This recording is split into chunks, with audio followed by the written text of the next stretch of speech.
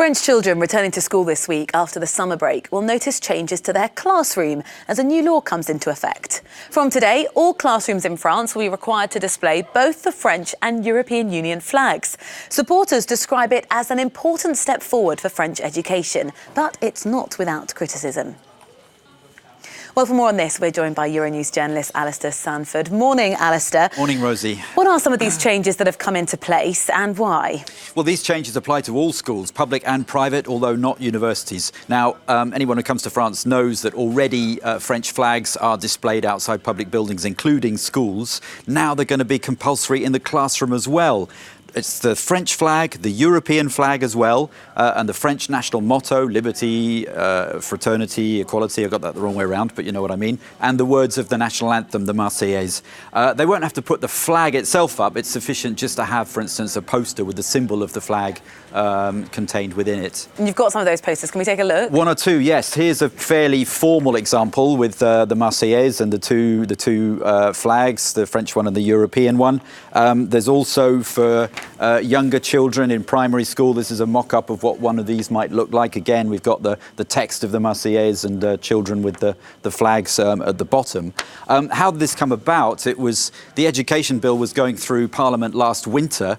There were a range of measures, really the much more important stuff for the French government, things like violence in schools, exam reform, teacher training, that sort of thing. And this wasn't a big idea of the government. It came from an MP from the right-wing Republicans Party. They've been a bit squeezed by Macron's centre-left party and Marine Le Pen's National Rally, so they've been trying to appeal to the nationalist right. At first, they didn't want to put the European flag in, but as a result of a compromise with the government, it has appeared as well.